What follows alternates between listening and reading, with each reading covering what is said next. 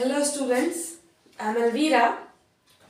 Last video में हमने हमारे चैनल पे देखा था कि लाइफ प्रोसेस की कुछ टॉपिक्स देखे थे हमने, जिसमें से हमने बात करी थी न्यूट्रिशन के बारे में, सर्कुलेशन के बारे में, रेस्पिरेशन के बारे में। अब हमें बात करनी है कि ट्रांसपोर्टेशन क्या होता है।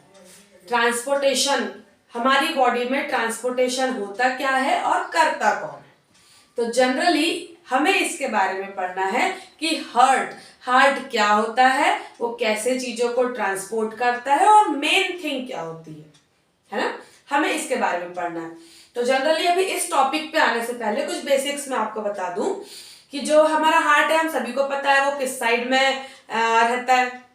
हम सभी को पता है, हमने लिखा भले इधर है, जिस साइड में अगर आपको बात करूं ऐसे तो हमारा हार्ट इस साइड आएगा, ठीक है।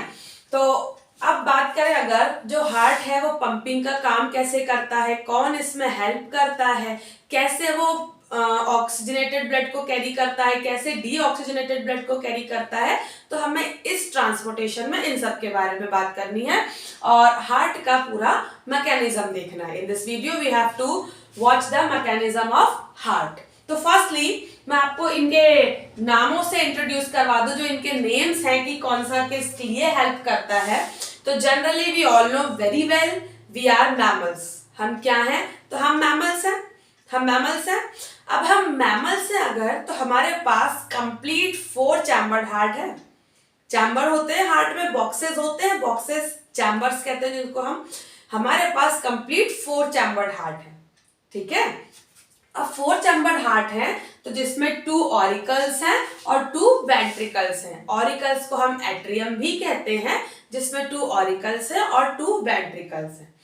इनमें मेन चीज क्या सप्लाई होती है भाई? ऑरिकल से वेंट्रिकल, वेंट्रिकल से ऑरिकल अगर ये जा रहा है तो क्या, what is the main thing in this heart? Blood. Main thing क्या है? ब्लड है। ब्लड ही तो सप्लाई हो रहा है, ऑक्सीजनेटेड होगा चाहे डीऑक्सीजनेटेड होगा, चाहे वो ऑरिकल में हो चाहे वो वेंट्रिकल में हो, जिसमें भी हो रहा है तो सप्लाई क्या हो रहा है? ब्लड। तो ब्लड को ही हम पेस मेकर भी कह रहे हैं कि भाई वो प्रेशर बना रहा है सप्लाई करने के लिए। For what? They make up pressure. वो क्या बना रहा है? प्रेशर बना रहा है for supplying in the body, for supplying in the heart oxygenated और डीऑक्सीजनेटेड। पूरी बॉडी में सप्लाई करने के लिए, हार्ट में सप्लाई करने के लिए कि ऑक्सीजनेटेड है कि डीऑक्सीजनेटेड है, ठीक है। तो अब हम इसके बारे में थोड़ी सी बात करते हैं और देखते हैं कि हाउ आवर हार्ट वर्क्स, कैसे हार्ट वर्क्स करता है, कैसे ट्रांसपोर्ट करता है और पूरी बॉडी में ब्लड कैसे सर्कुलेट होता है। क्लियर? तो देखिए, सबसे पहले नामों से नाम देख लें इनके, क्या है क्या नहीं। तो हमने कहा कि हमारी बॉडी में 4 चैम्बर्ड हार्ट होते हैं, कंप्लीट 4 चैम्बर्ड हार्ट होते हैं, 2 ऑरिकल और 2 वेंट्रिकल। देखिए, ये वाला पार्ट कहला रहा है right atrium, means right auricle. ये वाला पार्ट कहला रहा है राइट वेंट्रिकल। ये वाला पार्ट कहला रहा है left atrium, means left auricle, and this in this part left ventricle. Clear? ये 4 चैम्बर हो गए हमारे हार्ट के। कुछ पार्ट और है हमारे हार्ट में, अगर आप देखें तो ये देखें, here part called vena cava, it is also called superior vena cava. इसको हम क्या कहते हैं? सुपीरियर वेना कावा कहते हैं। और इस पार्ट को, लोअर वाले पार्ट को हम इनफीरियर वेना कावास कहते हैं। क्या कहते हैं?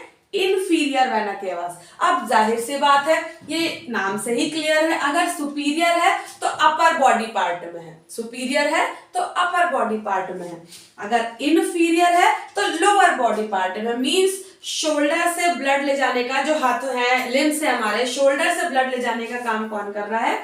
तो सुपीरियर वेना केवा कर रहा है। और लोअर बॉडी पार्ट का जो ब्लड लाने का काम कौन कर रहा है? वो कर रहा है inferior vena cava. Clear?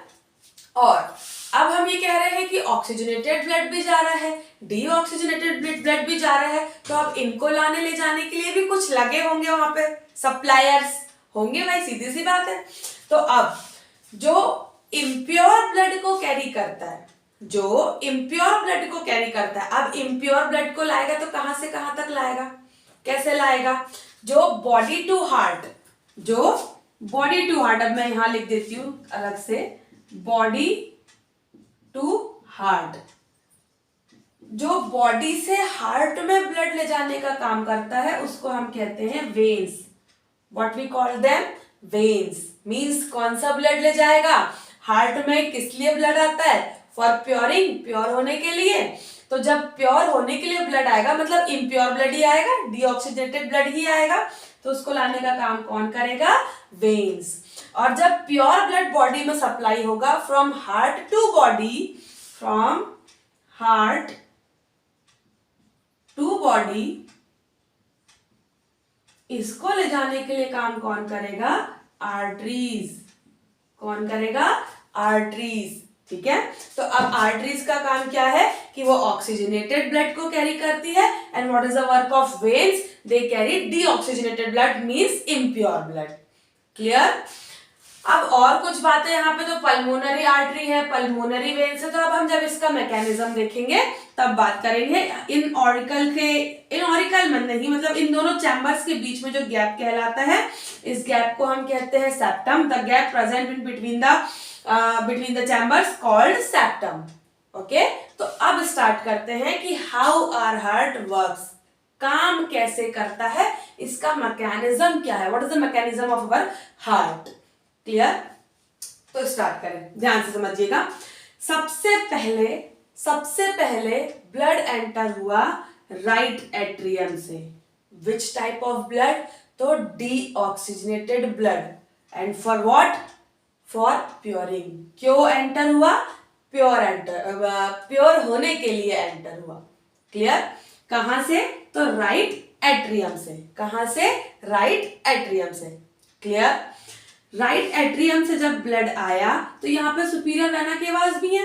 Vena केवास भी है जो पूरे अपर लिम्स का ब्लड ला रही है हार्ट के पास. राइट एट्रियम से एंटर हुआ. जब राइट एट्रियम में ब्लड एंटर हुआ, when blood enters in the right atrium, it relax. Right atrium कैसा हो गया? वो एकदम रिलैक्स हो गया. ठीक है. लेकिन जब राइट एट्रियम में ब्लड आता है ये रिलैक्स हो जाता है. बट जैसे ही ये रिलैक्स होता है तो ये कंट्रैक्ट होने लगता है. मींस जब राइट एट्रियम रिलैक्स होता है तो ये कैसा होता है? कंट्रैक्ट होने लगता है. मतलब अब इसको भी ब्लड चाहिए. इसको भी क्या चाहिए? ब्लड चाहिए.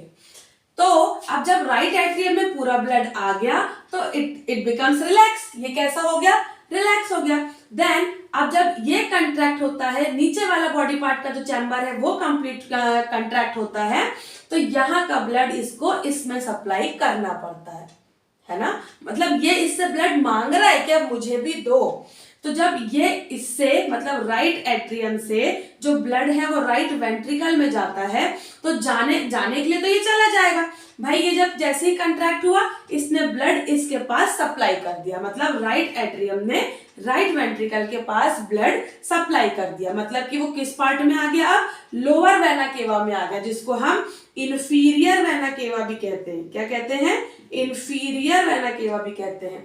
पर जब ब्लड राइट वेंट्रिकल में आ जाता है तो यहाँ पे एक वॉल्व प्रेजेंट है. Here a valve are present called tricuspid valve. And here bicuspid valve also. Bi इधर भी लिख सकते हैं, ट्राई इधर भी लिख सकते हैं, no problem. But main thing is what? Function of this valve. The main function of this valve to stop the backflow of blood.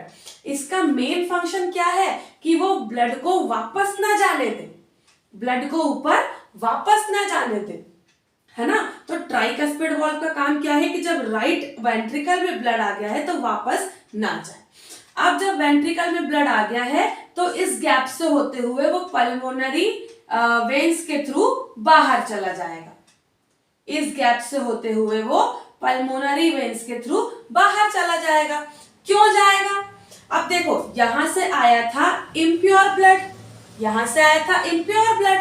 Impure blood को प्योर होना है तो पल्मोनरी वेन्स को हमने अभी देखा बॉडी टू हार्ट का काम कर रही है. लेकिन जब यहां से आया है तो ये इम्प्योर ब्लड को बाहर ले जाने का काम कर रही है. अब जब बाहर ले जाने का काम कर रही है तो किसके पास? लंग्स के पास.